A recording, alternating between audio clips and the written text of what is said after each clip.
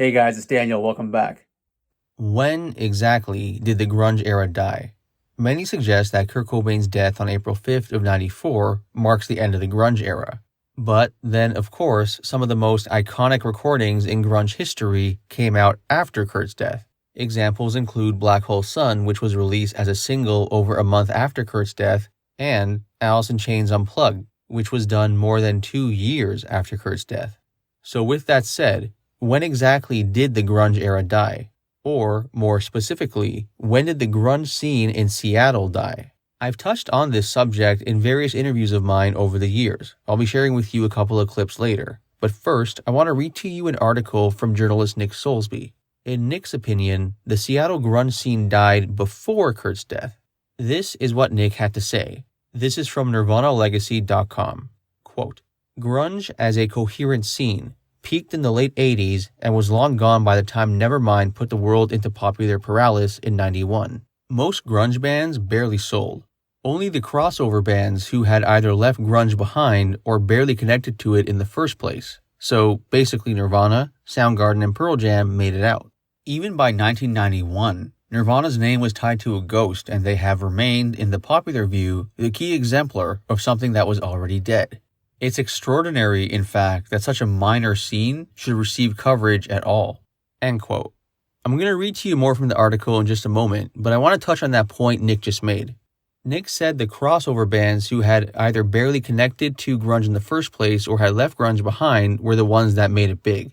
I'm surprised he would say that about Nirvana, Soundgarden, and Pearl Jam, in the sense that he's suggesting they barely connected to grunge in the first place. Personally, in my opinion, especially with Nirvana and Soundgarden's early stuff, was very much in line with what the quote-unquote grunge sound was like. So I'm surprised he would say that. Now, to be clear, this isn't to suggest that Nick Soulsby isn't a big fan of Nirvana, which he certainly is. Here's the rest of the article. Quote, "The survivability of grunge as a form recognized and acknowledged in popular music history was based on two separate but connected events. The first was the power of the British music press and Sub Pop, Nirvana's original label, working together in cracking open coverage thousands of kilometers away from the epicenter of the scene in Seattle.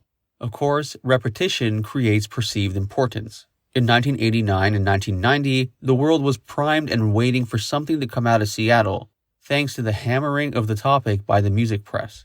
The second factor, the one that elevated grunge to a higher status, was its perceived role as the incubator for the band that breached the alternative mainstream divide, Nirvana. The two elements, grunge and Nirvana, are so intertwined that amidst the flurry of books on grunge that emerged between 2007 to 2011, virtually all of them featured Kurt Cobain on the cover. On Facebook, there's a similar sampling of the popular mind. Dozens of memorial sites to grunge, hundreds to Nirvana, hundreds more to Kurt. The grunge sites are barely distinguishable from the Nirvana Kurt Cobain tributes. Without Nirvana's success pushing the origin myth of their emergence from grunge, without Nirvana's success forcing the word grunge into every account of punk, alternative, rock, metal, and post-1980 guitar music, grunge wouldn't be mentioned as a scene any more than a dozen other localized punk scenes of the 80s. It's similar in a way to how No Wave has achieved some underground recognition on the back of the stature of Sonic Youth, Swans, and, for a time, Lydia Lunch. A scene barely bigger than 4 bands is now a regular fixture in accounts of music. The icon mantle Kurt Cobain inherited has been hung over grunge also. The fact that grunge had disintegrated long before Nevermind made it out is barely registered. The arm's-length relationship between Nirvana and the grunge scene is only commented on by fanatics. The names and stories of the true grunge bands, Green River, Melvin, Soundgarden, Skinyard, Mudhoney, something for music trivia-ites. The immortal bonding between Kurt Cobain and grunge has created a mourning of the grunge scene. Grunge as a whole, by contrast, melted away without any mass audience, without MTV coverage, with records sold in such low amounts that Sub Pop was going to go bust before Nevermind blew up. There was no mass connection.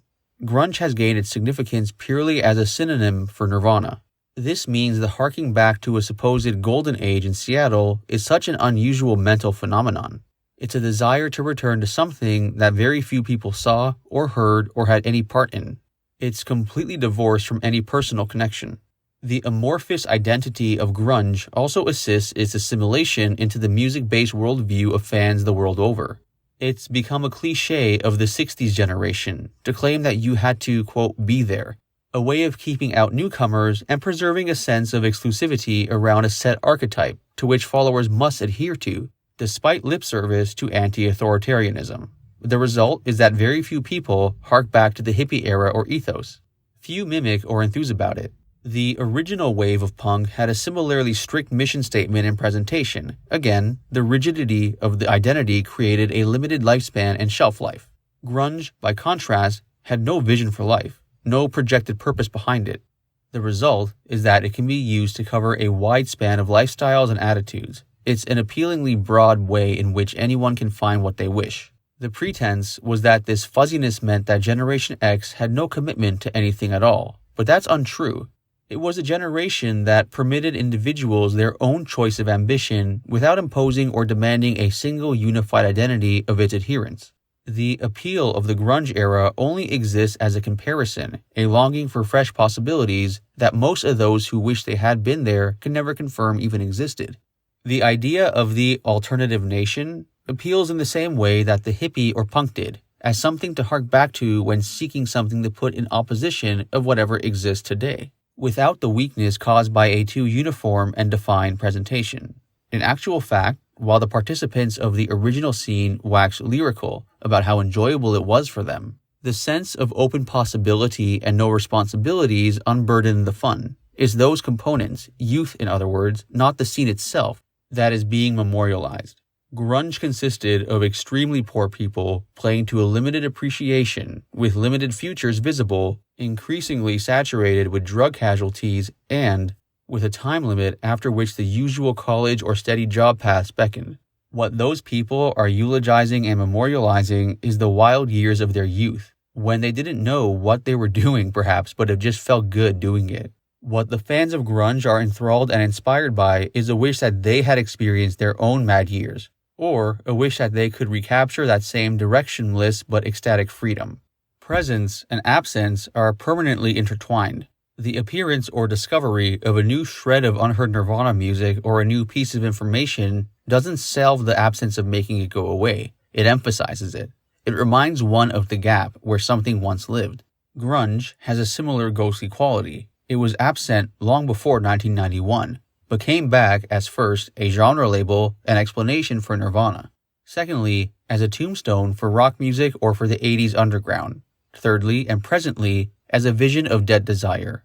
Something that can't be attained and therefore seems more appealing than what we actively possess.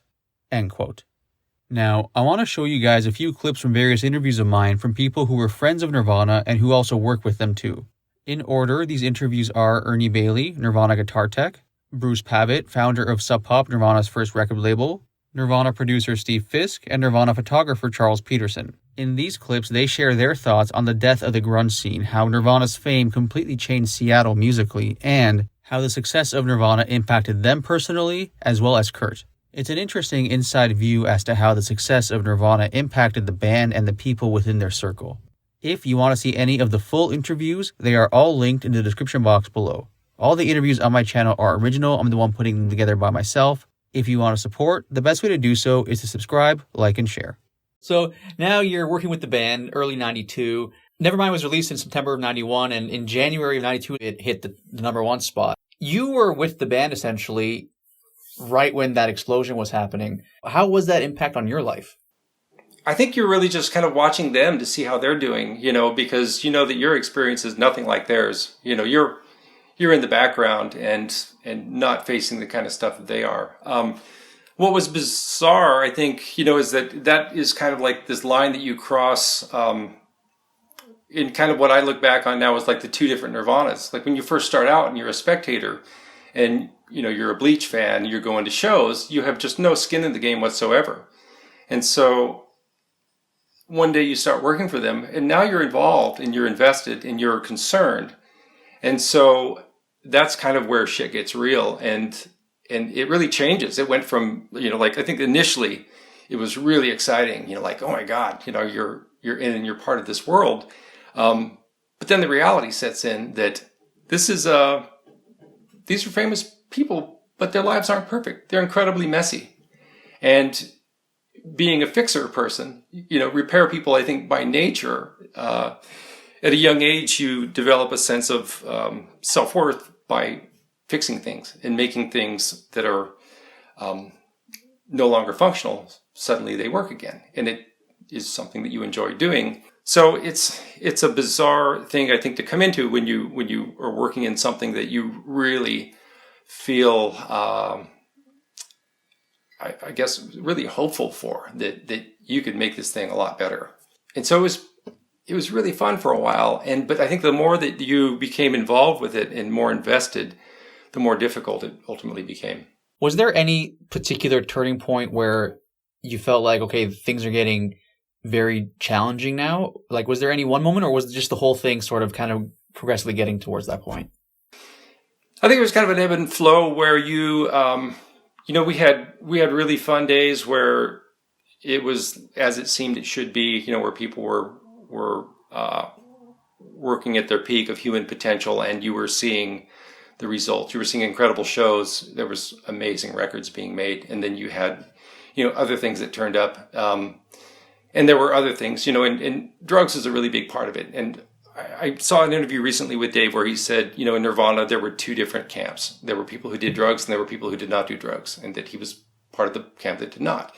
And that was a big part of it, was that you had, the ones who were, were very productive, and we want to make this thing work and to the best of its ability, and to see what sort of an environment you can help create for somebody who is a genius. We understood that we were working with an incredibly talented person. And so, when you saw the choices that he made, and you're looking at it and looking at the realities of it, and you're seeing that there's not really a lot you can do here. And so that's kind of what we had to face. So when it comes to Kurt, one of the things that people debate about sometimes is, did Kurt want to become famous, or did he not want to become famous?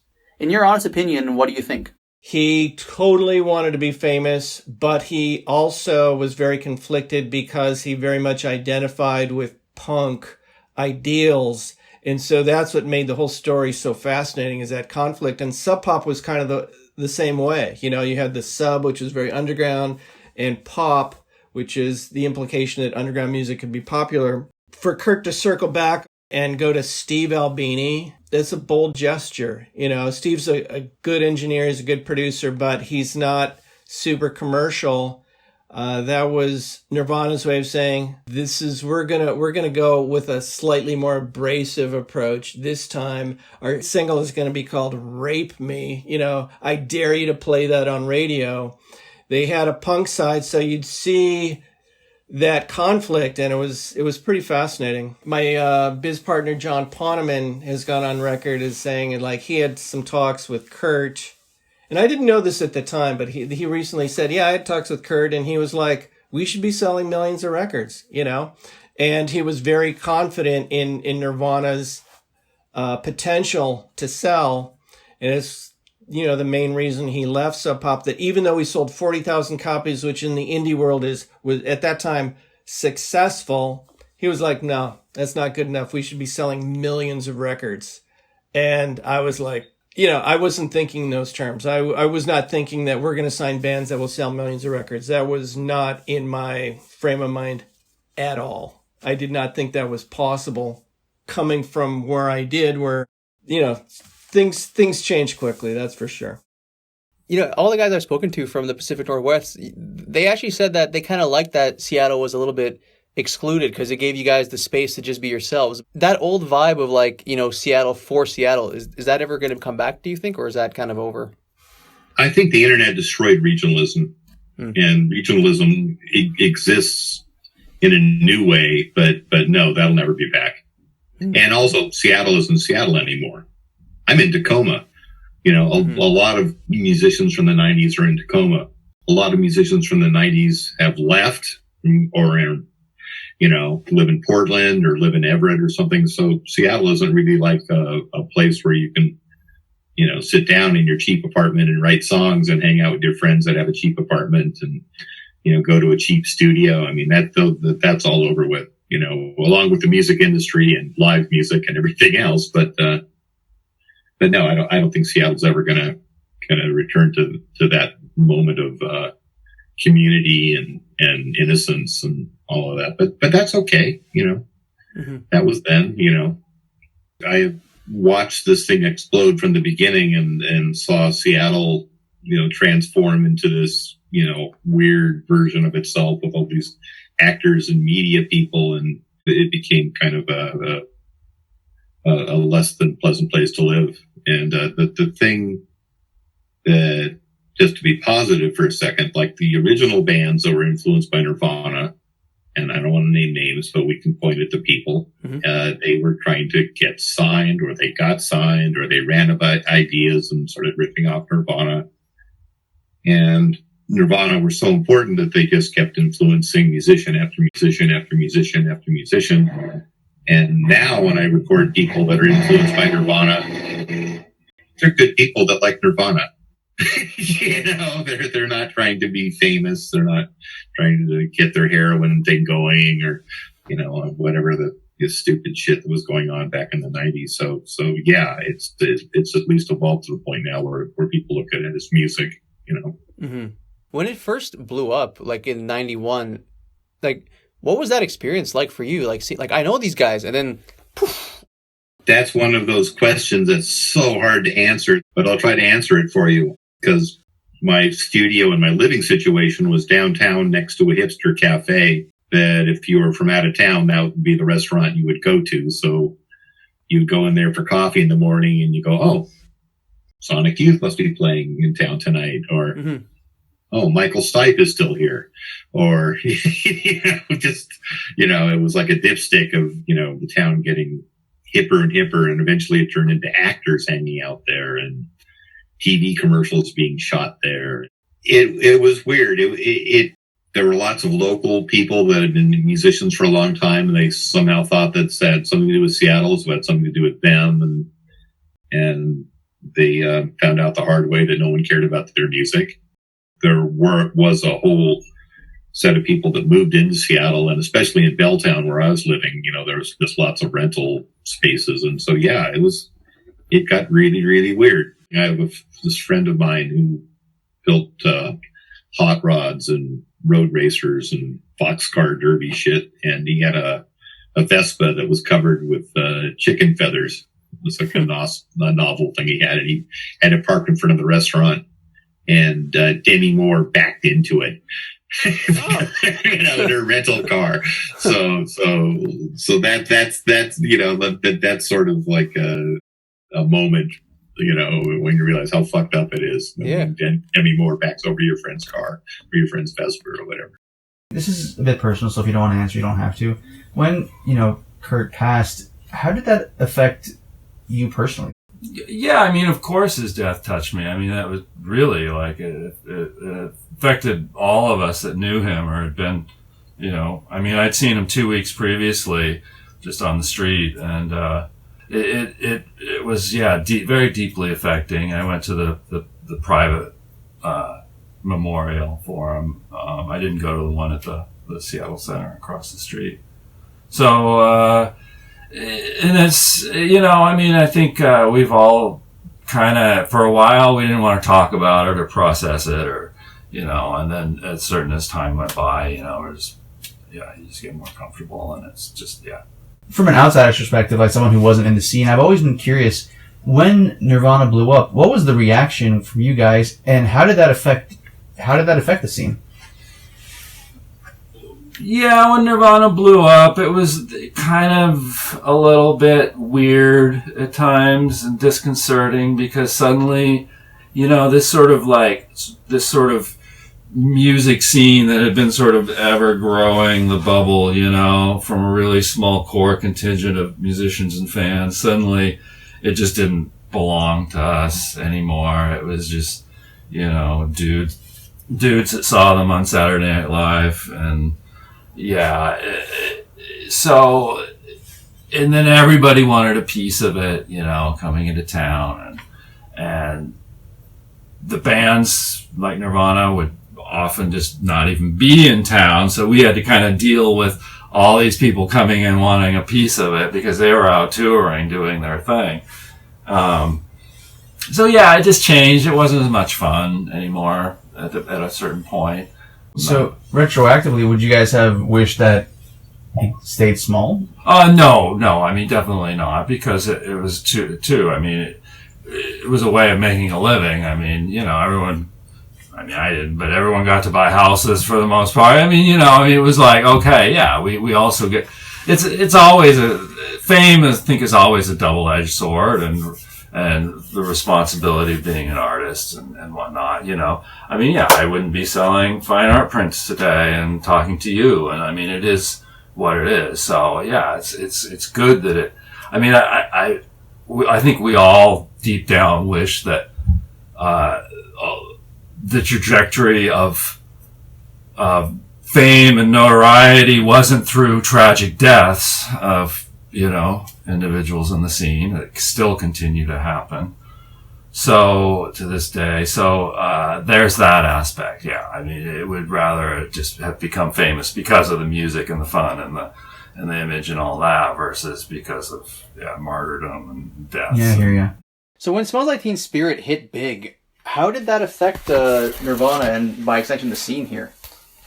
Well, I mean, it just brought in a lot of work and, some heartache, of course. And, we were in our 20s. It just kind of kept chugging along. I mean, Nirvana were out of town. The band started being out of town a lot more. Did you guys realize there was something special when it blew up, or not till later on? Well, I mean, we knew there was something going on, but we just figured it would just collapse at any minute, or, years from now, it would just be, a few record collectors that would remember it all. But really, I just didn't understand that it would have some sort of longevity or fit in with the history of music. I think that Nirvana connected to me on a real emotional level. I look back at some of the pictures I've took. It was a real emotional release. And I think Kurt and I shared some of the same experiences of dysfunctional family growing up and divorce and chronic pain. Did you guys ever talk about that stuff? We talked a little bit about it. There were connections there, and I think that's the lasting, what is lasting about Kurt and his legacy is that emotional connection. It isn't just the music. Now, I want to read to you guys a couple of quotes from Dave Grohl from 1993, where he expresses his thoughts on the impact of Nirvana's fame, the negative side of things. Quote, "So many things happen around us. I have a hard time keeping track. I step aside. I leave all that stuff to other people.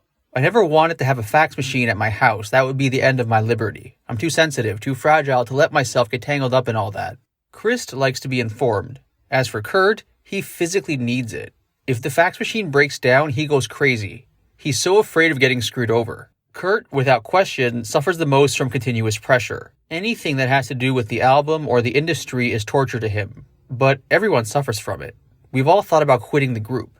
None of us were predisposed to becoming a rock star. It's too bad because if we were real rock stars, we wouldn't care at all about that stuff. Real rock stars don't care.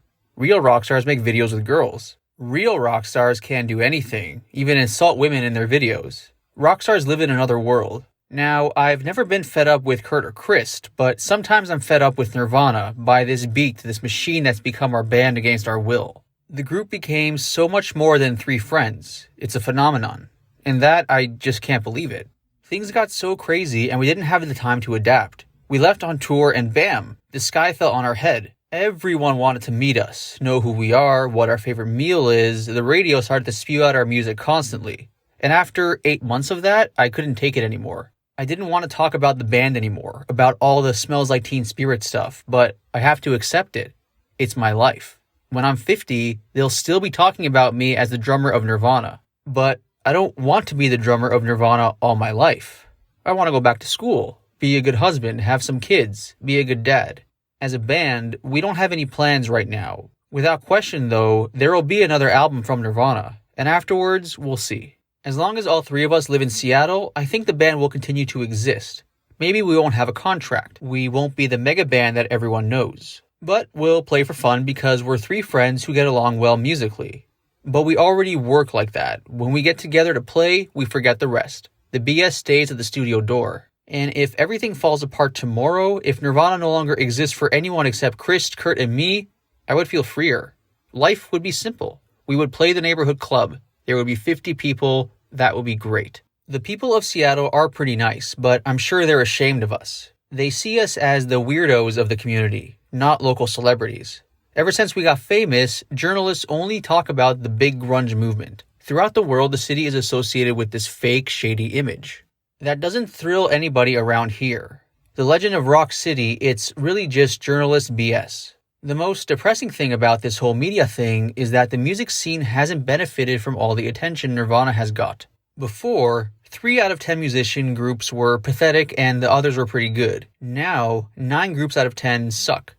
All the lame East Coast people moved to Seattle, and some people from the area were scared the city would become like Los Angeles, that the music boom would provoke a kind of negative rush to the city. A few years ago, Money Magazine voted Seattle the most livable city in the country. No traffic problems, no pollution, a reasonable number of inhabitants, a beautiful region, productive industry with a lot of huge companies like Boeing and Microsoft. A real American paradise. So people started to move here. You could find a good job easily and buy a cheap house. Then, rock came along. When I moved to Seattle in 1990, I met everyone in a few hours. In 2 nights, Kurt and Chris introduced me to the inner circle of the Sub Pop label, about a dozen people maximum. That was Seattle. Some friends sitting around a table in a bar. The atmosphere was excellent, very friendly, very studentish. Today, I don't know anyone anymore. I meet guys every day who claim to belong to the family, but I've never seen them around. In underground concerts, we cross paths with well-known rock artists, famous bands just passing through. They come to see what's happening in the clubs. They like to have a drink with us. It's pretty healthy, I think. There are always a ton of kids at concerts, little guys who come to the city with their guitar to make it big. I met a few who were on the road last week. They came from Minnesota, and one ran up to me and said, "My friends don't want to come with me to Seattle. They said you moved and lived in the mountains, that there was nothing going on in Seattle. I have to call my friends to tell them to come here. This city is awesome." But for Kurt, it's a lot harder. For him, everything is different, extreme. For me, life is good. I'm getting married in a few days, I have a new house and enough money to die comfortably. And all that is pretty recent. Just last year, I had no comfort. When Nevermind exploded, I was living in a minuscule place, a real closet. I had a bed, a lamp, that's all. I had just left my best friends, the band Scream, who I played with for 4 years. Suddenly, I had to live at the other end of the continent and work with 2 strangers who hired me over the phone. So I decided to go all out. I wanted to impress them, play with all my strength. And right away, it clicked with us. At 15, I played with a group that had identical structure, 3 musicians with a singer-guitarist. Our music sounded like Nirvana's, pop songs played to the max. At the time when I first joined Nirvana, every one of our rehearsals started with a long instrumental racket, each of us hammering on our instruments. Then, we started to really play. During my first rehearsal with Nirvana, we started like that, a half hour of din. We never abandoned that method. It's perfect for us. We play hard, we laugh, we see the rage in us. I think that all 3 of us are abnormally sensitive to noise and simplicity. We can spend a lot of time suspended on one sound, simple and straight. It's one of our strengths. We know how to stay simple and powerful. The band's most beautiful weapon is its spontaneity. If we want to scream, experiment, nothing's stopping us. The concerts end a lot of times with white noise. Sometimes the din makes no noise. The sound sucks us in, the instruments are free, each of us exploding however we feel. It's the moment that counts. We play as loud as possible for that instant. Aside from the music, little daily decisions escape us. Other people decide that for us, like where to rehearse, what technicians to hire for the tour, where to meet journalists. These choices don't belong to us anymore. Kurt would like to control all of that, but it's impossible. He already takes care of the album covers, posters, visuals, that's his territory. For concert dates, cities, or where we want to play, everyone has an opinion. Most often it ends up being a miserable, why not? We're so lazy and stupid that most of our decisions finish by a series of sighs. Guys, do you want to play in New York for the new music seminar? If Kurt and Chris are for it, then I have nothing against it. Our manager is our friend, a fan of punk rock. It's not one of those guys who only talk about girls and money. It's a guy like us. Other trustworthy people, I can count them on one hand. My fiance, my 2 friends, my mom. I don't have anything against the people at our record label, Geffen. Some of them are very cool. We can have a drink together, but that's about it. Look at what success has made of the band. All 3 of us are completely washed out, used up by the concerts, the pressure. So now that we are at the top, we want to try everything, benefit from the position that put us through hell. We held on. We resisted the shockwaves. Everyone rushed Kurt. Jealous and frustrated people. Now, I think they'll finally leave us alone. As humans, we're stronger than ever. Like 3 guys who just got out of some intense bodybuilding.